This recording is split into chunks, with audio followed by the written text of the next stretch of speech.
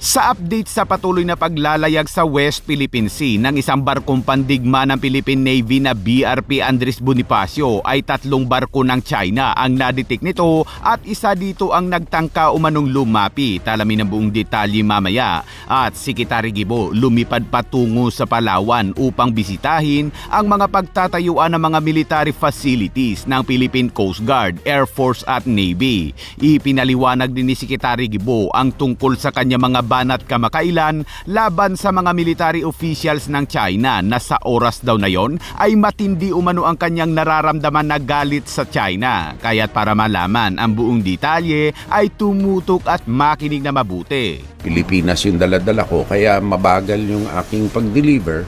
Nainis ako, no?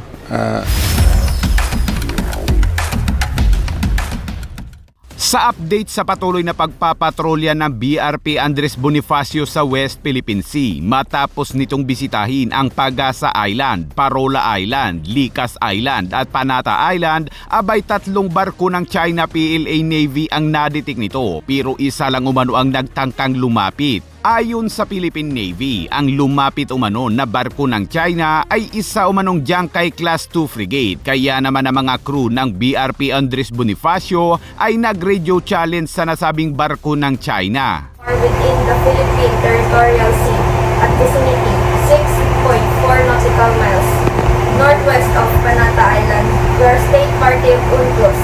You're endangering the relationship of our countries. Leave immediately. Leave immediately. They are also giving their stance that they own the West Philippine Sea, but as at our Philippine Navy, we counter challenge that Panata Island and KIG is part of the Philippines territorials of the Philippine Sea. Once we issued our radio challenge, they immediately changed their course going to Subi Reefs. Hindi umano sumagot ang barko ng China PLA Navy pero sa ikatlong challenge ay sumagot na ito at hindi na tuluyang lumapit ang modernong barkong pandigma ng China sa BRP Andres Bonifacio na kahit luma na ay kaya pa naman umanong makipagsabayan sa mga modernong barko. Ang BRP Andres Bonifacio na ito ay 1960s panginawa at isa itong high-endurance cutter ng US Coast Guard na kilala dati bilang USCGC Boutwell bago ito ipinadala ng Amerika sa Pilipinas noong 2016.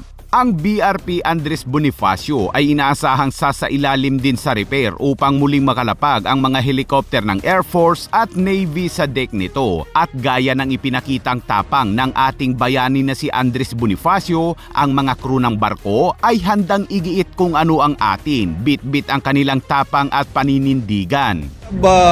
Modern ships, I agree that this BRP Andres Bonifacio has a more sabi natin hindi masyadong modern actually in terms of capabilities, but we do what we can. So kung para ma-establish lang yung presence natin. We're currently conducting yung paintings and however due to yung operational requirements, we need to stop yung preparation namin. Pero once na we are anchored, continuous po yung maintenance and repair po sa barko. Samantala sa ibang balita naman mga kabayan, kahit na masama ang panahon ay bumisita si DND Secretary Gibo sa Balabac, Palawan sakay ng Air Force aircraft upang bisitahin ang lugar na pagtatayuan ng mga military facilities. Sir, dito po yung magiging polling dam natin, sir. This is the staging area. Unang-una, kailangan ang area ng Philippine Navy at Philippine Air Force magkadikit. Meron namang lugar.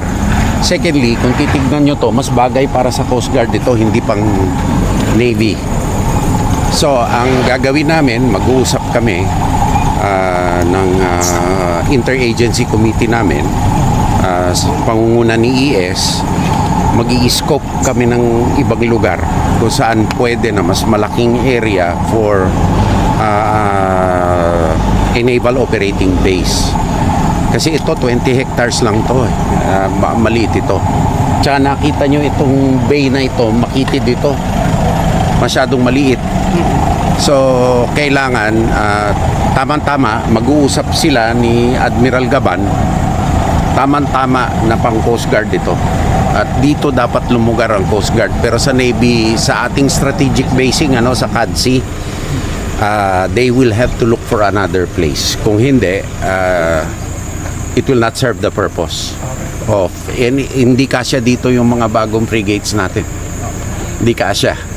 Kahit na anong pier ang gawin natin dito. For now, temporarily, i-occupy nila. Mag-uusap kami interagency. Mabuti na lang, nadalaw natin, matutukan na natin ito ngayon. Okay po. Thank you, Sec. Thank you. Thank you, Sec. Lahat ang Balabak ay ilalagyan ng joint use na runway ng Air Force at ng CAAP. Tapos magde-develop tayo ng isang naval station sa Balabak. Ang Balabak ay strategic para sa Pilipinas dahil ang isang channel na international sealing sa southwestern Philippines ay dito dumadaan. Ito ang dulo na municipality ng Palawan. So mag-inspection tayo dahil ang runway ay ang CAAP. Titingin tayo ng lugar kung saan talaga pwede na maglagay ng airbase at ng naval base. Ang report sa akin ay yung Air Force side at yung naval side ay magkatabi. Yun nga lang, may lupain na kailangan na kunin para buo yung lugar, kaisahan na lang. Nandito rin tayo upang mag-engage sa tao sa Balabak, to show na at maipahiwatig sa kanila that the government is the national government ay pumupunta sa kanila. And dito talaga importante rin ang DND at saka ang AFP dito sa mga frontier na lugar na kailangan madama ng ating mga kababayan na the government is really looking out for their welfare. May sinabi din si Secretary Gibo sa isang interview matapos nitong banatan ng clear at precise ang mga military officials ng China kamakailan lamang kung saan marami ang natuwa, hindi lang mga Pilipino kundi maging ang ibang mga bansa dahil sa tila sampal na banat nito laban sa China. Unang-una, syempre, nainis ako, yun nga lang, nasa siguro sa likod ng isip ko na hindi sarili ko yung daladala ko, Pilipinas yung daladala ko, kaya mabagal yung aking pag-deliver. Sinesensor ko din yung sarili ko na lumabas naman ng may dangal yung sinasabi natin, dahil dala natin yung bandera ng bansa natin at ayaw kong mapahiya tayo sa isang international engagement na napakaganda ng imahen ng Pilipinas dito sa international engagements na ito. So, ibig sabihin, Sec, may no-hold ba ka pang mga dapat masabi? Oo. Siyempre. Can you disclose one? Wag na lang. Pero Sec, ano yung naging reaction mo? Kasi nag-viral to sa social media at marami natuwa the way you answered the question. Ang reaction ko ay nagbukas ito ng outpouring ng damdamin na hindi na i-express. So yung mga ginagawa na ito validation sa mga hakbang natin sa DND ng ating Pangulo, sa ating engagements, yung kung paano natin tratuhin ang China sa West Philippine Sea. Ito vote of confidence ito ng ating mga kababayan sa ginagawa natin. So kasi ang sa kabila ng false news, fake news, sa kabila ng marami nagsasabi na bakit kayo gumaganito sa bagamat inaagaw yung karagatan natin at dinidestabilize yung ating ekonomiya, na bakit kayo gumaganito, magiging target lang kayo.